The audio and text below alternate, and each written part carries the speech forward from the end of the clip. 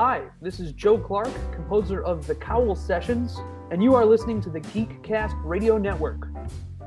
Hello and welcome to a Geekcast Radio Network crossover interview between the Pull Bag and the flagship show Geekcast Radio. I am your host, Mike TFG1 Blanchard, and the reason why this is being featured on both GCR and the Pull Bag feed is because my guest this evening is someone who composed and arranged a jazz soundtrack album for a comic book series. I am talking to Joe Clark of the Joe Clark Big Band. Hello, sir. Hi, Mike. How are you doing?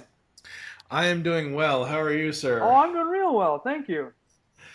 Yeah, I follow Kyle Higgins on Twitter and pretty much everywhere else that I can find him. No, I'm not stalking him, ladies and gentlemen.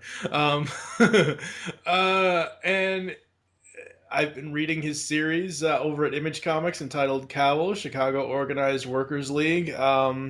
Obviously based on his short film, The League.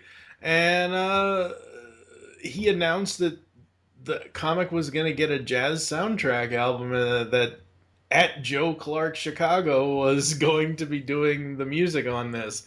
Before we get too far into that, looking at your website, you are from Chicago. Yes, sir. You're still living there, which is good. Growing up, like, how did you get into music in general? What were you listening to as a kid? Well, actually, my parents met through music. They met at an open mic, of all things. And so growing up, there was a lot of music around the house. They ended up starting a wedding band. On days when they would have rehearsals, they would close the windows and pretend it was nighttime so I'd fall asleep. And then I'd usually wake up later in the evening, and I'm still kind of a night owl because of it. But around the house, there was always classic jazz playing, classical music, rock. And whenever my mom wasn't home, my dad would always play more experimental things, stuff that she might not enjoy as much.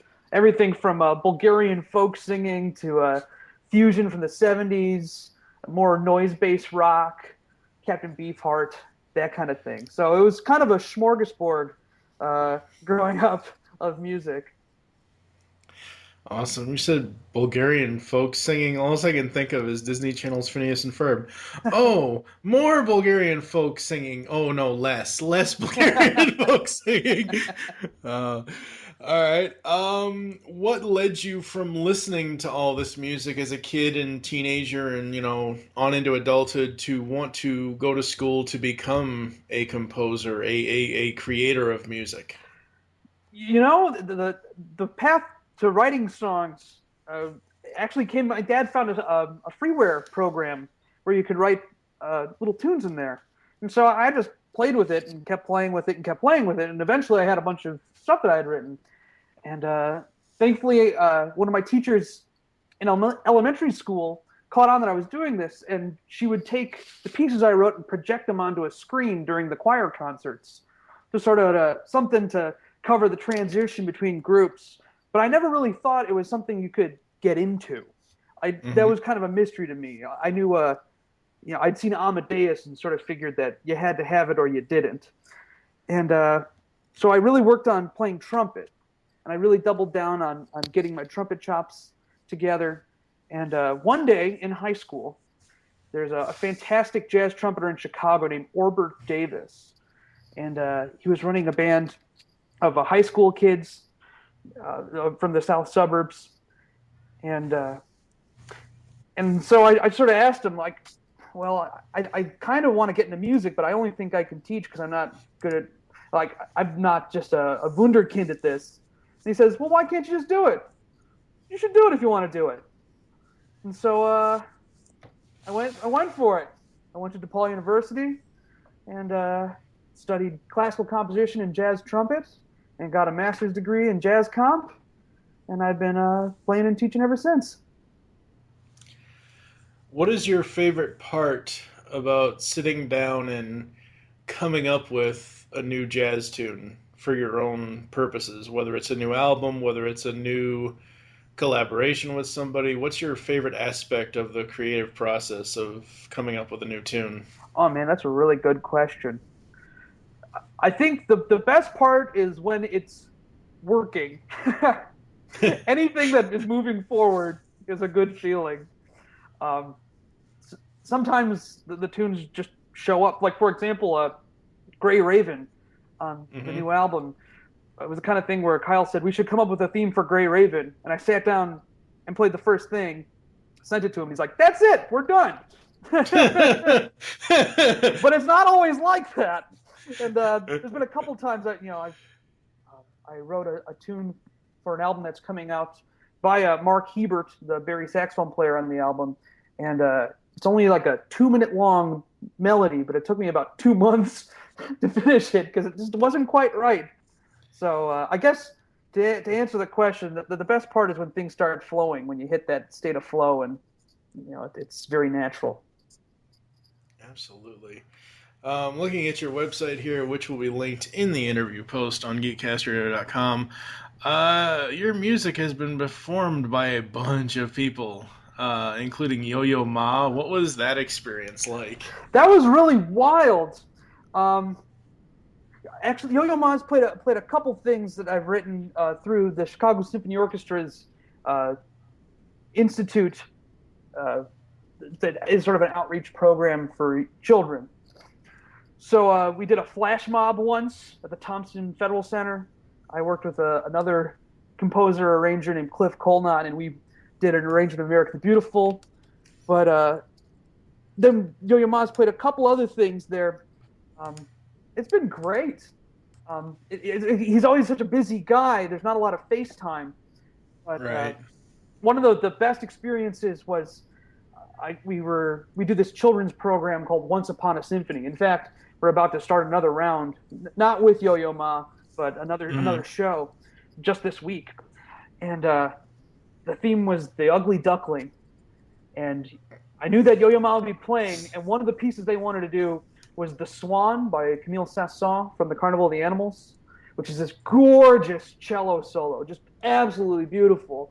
And I'm freaking out that Yo-Yo Ma is going to be playing this cello solo. And so I write it and rewrite it and polish it and re-edit it. And I finally get it. And pouring my guts into this thing. And I finally get up to the show, and there's two cellists. Oh no. But it's okay because one of them's Ken Olsen of the Chicago Symphony, who's amazing. They're two amazing cellists. But as I'm looking at this, I'm thinking, they're not both good at play it.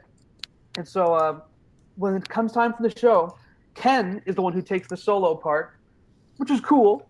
And Yo-Yo just improvises bird sounds over the whole thing. It's supposed to sound like a swan. Yeah. I couldn't even believe it. It just sounded like birds. It was really cool. So sometimes, and this is one thing I like about jazz and improvised music in general, is sometimes what the musicians bring to the table is better than what you have on the page. So it's true. The other major person I noticed in your biography on your website here is your horn arrangements can be heard on Kanye West and Malik Yusef's "Good Morning, Good Night." Talk about that experience. Like, I think this is the first person I've ever actually had an interview with that actually was that that close of a connection to Kanye West. Talk about that. Well, here's the thing too. I'm sorry to burst the bubble a bit. I know Oh, I've never met Kanye. seriously? He never came to the sessions or anything. I think it was Malik wrote a lot of the songs on 808s, Uh-huh. and so I think there may have been some exchange there. That group that was only the group that did the horn parts and the production on that. We had our own little thing for a while. It was called the 11th Hour, and we called ourselves the 11th Hour because we got a chance to record. Oh, I'm sorry. Did you hear those dings, by the way? No. All right, excellent. So we called ourselves the 11th Hour because a producer for one of the tracks got arrested. And we had 11 hours to replicate that track at a professional level. Oh That's my in God. Los Angeles. And so there was a couple of us, and we tried our hands at it. And I'm happy with how it turned out, but it's definitely not what I wanted to be doing in the long term. So it's been kind of funny though, because I teach at DePaul University and Northwestern University, and every once in a while a student will bring up rap, and I can't completely hang, but I know a bit about rap. I was in the game, had a little bit of skin in the game, and so that sometimes surprises the students. So, yeah. So I'm sorry I can't share more colorful stories. So you weren't at the wedding. No, sorry, Mike. Oh. Oh boy. All right, so let's get down to what we're actually here to talk about, the C.O.W.L sessions. How did this come about? You know what's funny? I've been asked this question more and more frequently, and it's a convoluted origin story to this. It's not nice and neat. It's not super heroic. I guess the first track that I wrote for this album was written even before there was a finalized script for the League. Because Kyle had a story treatment, and we were talking. Wait, let me backtrack just for a second. Absolutely. Were you the music guy on the League? Yes, sir. Absolutely. Why the hell isn't that on iTunes? The music by itself. That's a good question. I love the music from that short. Oh, Come thanks, on, man. We nearly recorded the one. Well, the original Cowl. Well, it was just the League theme. It got adjusted, so we adjusted, etc. But well, thank you. Number one. And so the thing that was interesting is because I was Kyle's senior project, and he's so ambitious in terms of the scale, I wanted to start writing, just getting mood music the moment he said that the project was a go. And so I was still in school and was writing stuff so that people could record over, I think it was Thanksgiving break. So we were recording, and some musicians, I actually had to write the score sometimes. I knew the drum player, the percussionist, pardon me, had to leave very soon, and I didn't have the whole score finished, so I wrote all the drum parts before I finished everything else. So some of those drum parts were written before I had any idea of the final layout of the scene, and we sort of worked around it. And so anyway, with that in mind, some of these tunes are, almost a decade old, but they've been growing and gestating, and I've had performances by different groups of the pieces because I've tried. Well, they've had a life outside of the film, which has been a pleasant surprise.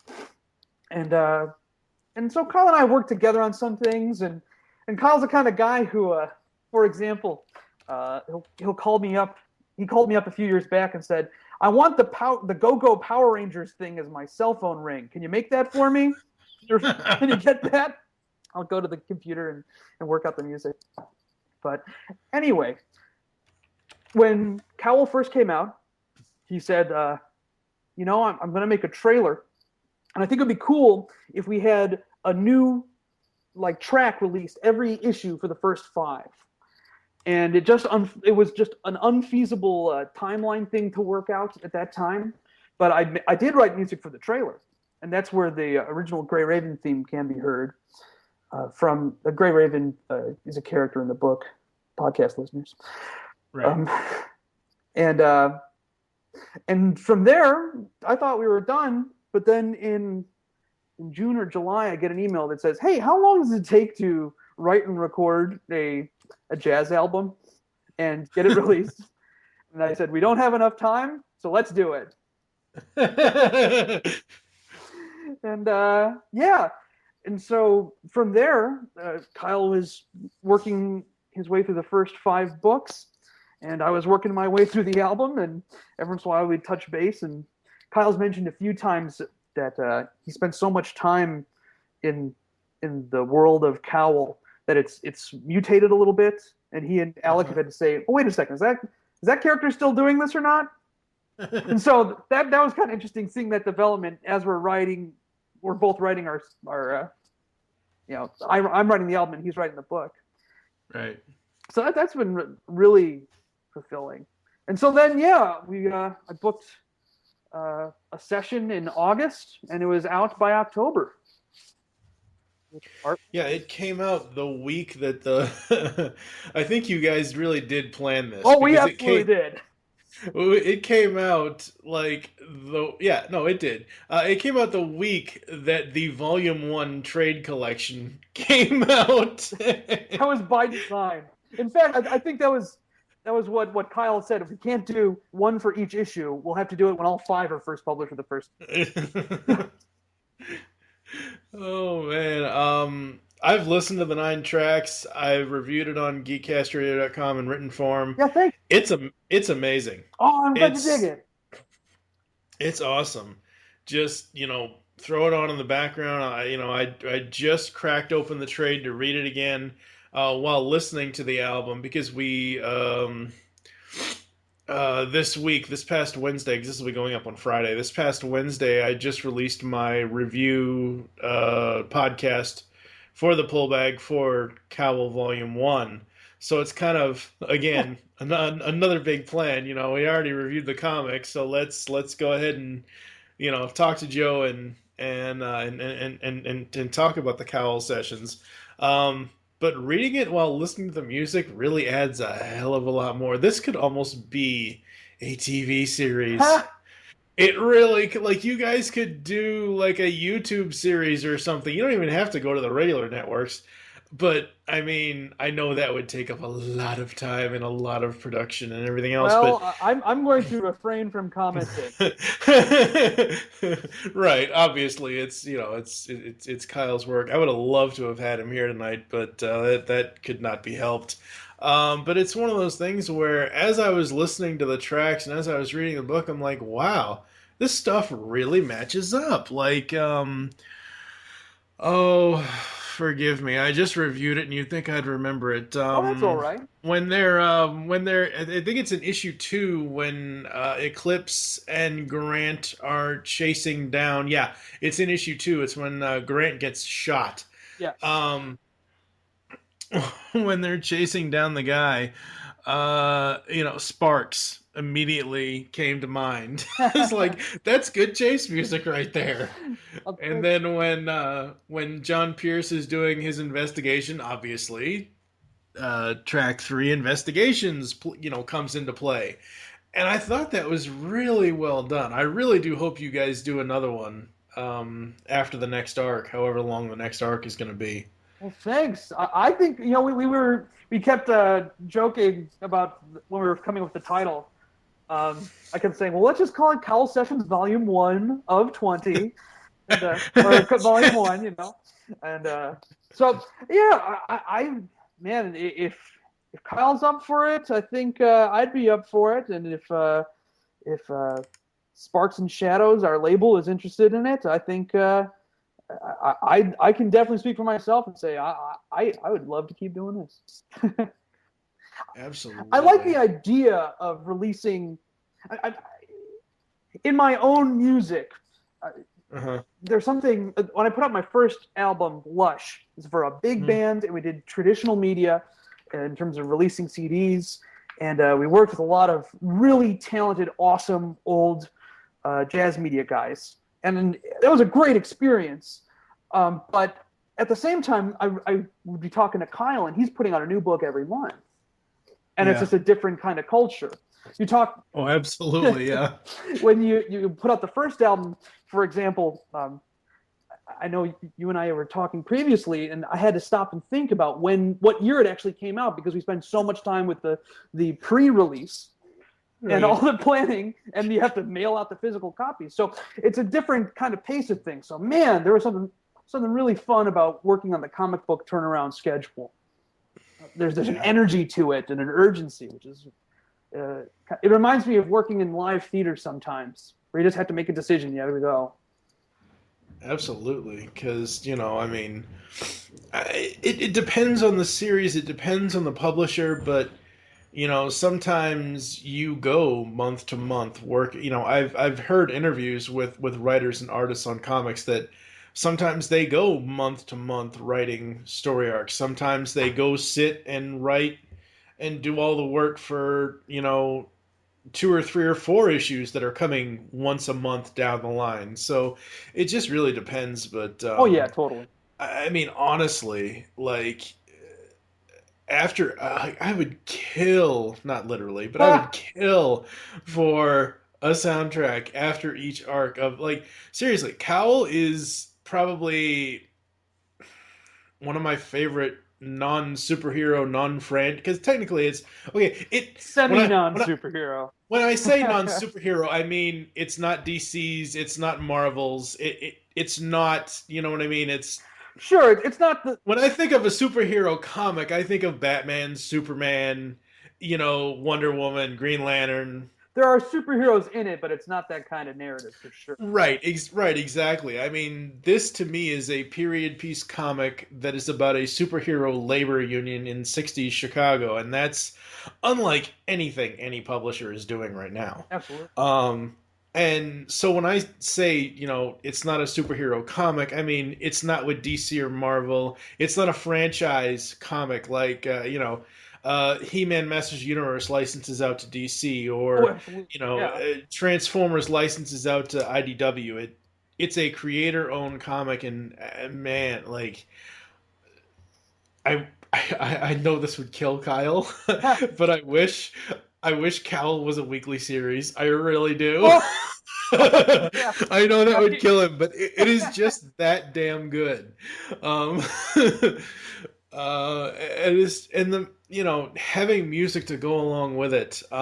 What's going to be interesting for me is as issue 6, 7, 8, 9, 10, whatever come out to see if the soundtrack can fit some of the upcoming scenes that Kyle is going to write and Rod Rice is going to, Kyle, Alec, and Rod are going to work on and write and illustrate and all that stuff to see if it also fits with what's coming after. And Alec Siegel, don't forget Alec.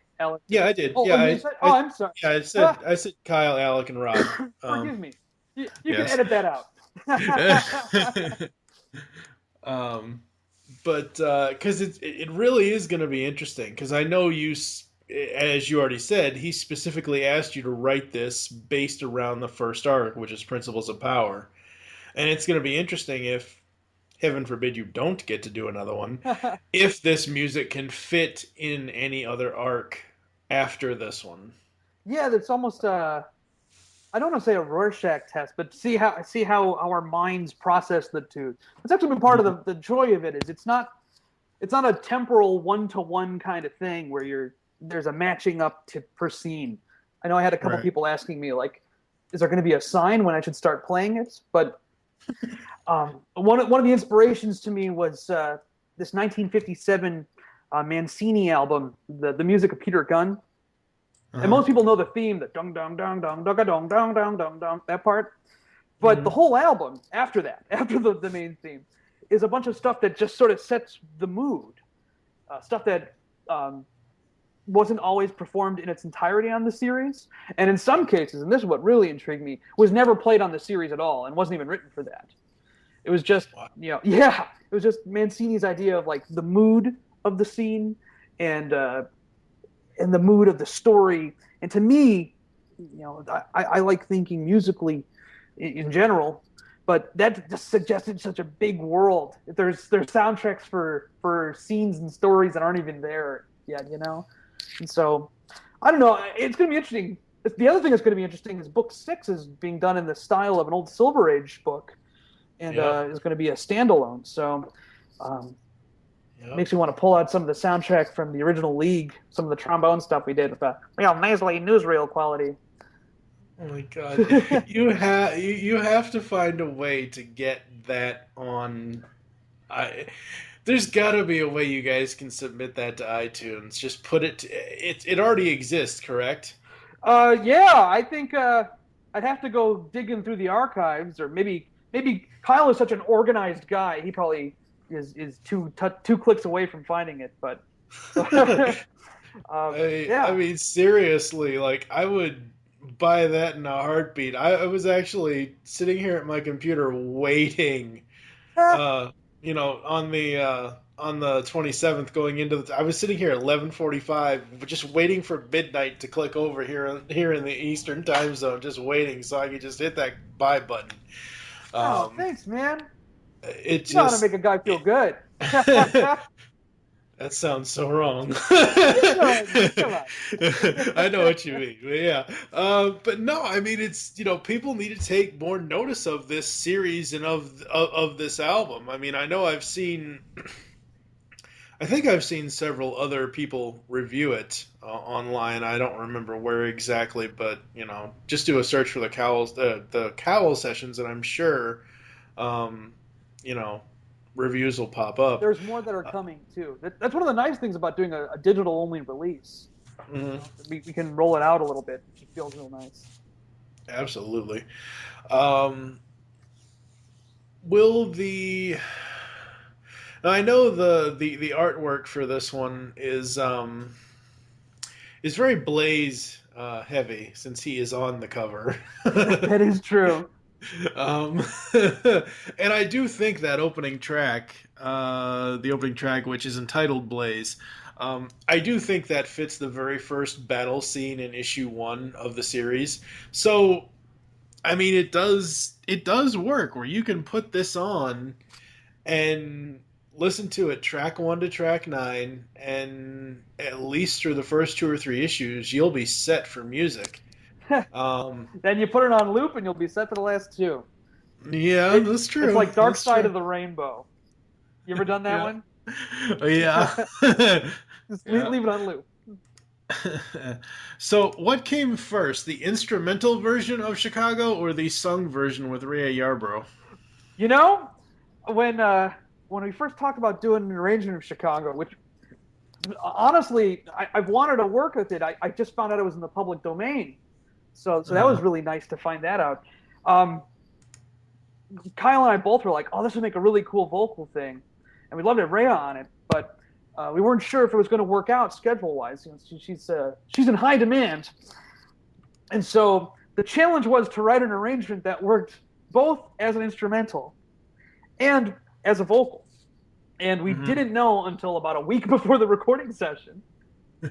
So even passing out the music to musicians, I had these parts, all these notes written in there that if there's a vocalist, you'll have to lay out here because she'll be singing a part. And it Right. was only a couple days before the session I was able to contact everybody and be like, we have a vocalist. But by that point, I've gotten so familiar to listening to the instrumental and had that in my head that we decided to leave them both in. Hmm. So yeah, I'm happy with how it turned out, though. I hate to say it, but I think her vocal version is the superior Oh version. no! Don't are you kidding me? It was she's awesome. Number one, and Yeah. number two, we're lucky to have her. Yeah, And I mean, when I get down to Chicago, the instrumental version, I'm like, wait, there's something missing here. well, the other thing too, talking about reading it with the Mhm. book, I think that was something that I've found, reading and listening to it. It's kind of nice to have it return is a little bit more subdued at the end, Mhm. because by the end of the book, without giving too much away, the mood has changed, but it's changed in a way that the status quo is somewhat maintained. So Right, musically, we're trying to evoke that as a kind of musical metaphor. So hopefully that works out in that sense. absolutely. What other things are you working on now that Cowl Sessions Volume 1 is out? Oh man, it's been a real busy but fun couple weeks since since that album came out, because it's only been a couple weeks. Wow. Yeah, yeah. I just finished a project with two fantastic trumpeters, Marquise Hill, who just a few days ago won the Thelonious Monk Jazz Trumpet Competition in Los Angeles. Just a crazily nice guy who's a monstrous player, real warm, soft, energetic, intelligent sound. Um, and he was doing a project with one of his mentors, a trumpeter named John Faddis, who used to perform with Dizzy Gillespie.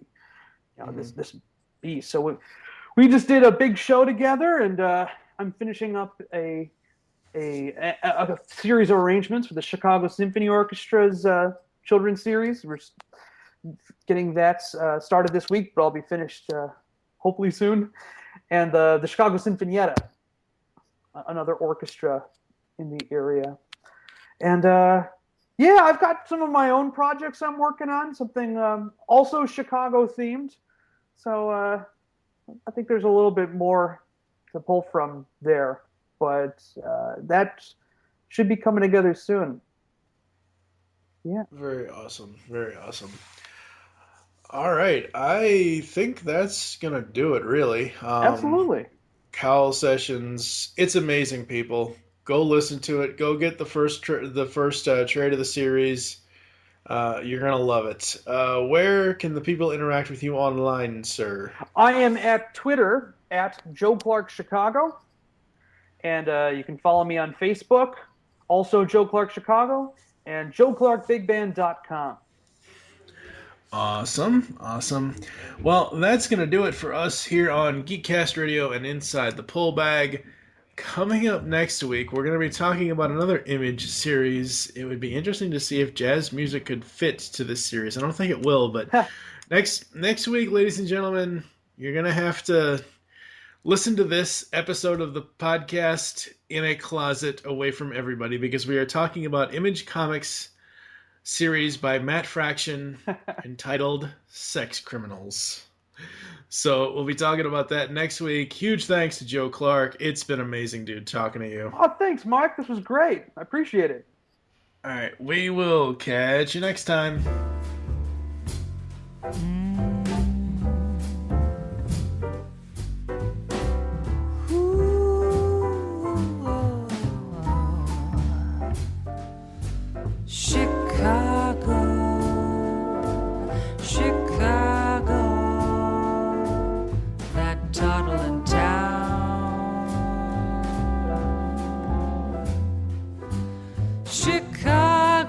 Chicago, I'll show you around.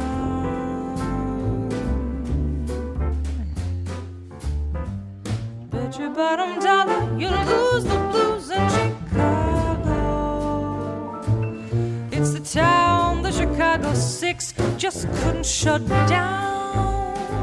Ooh, on State Street, that great street, I just want to say,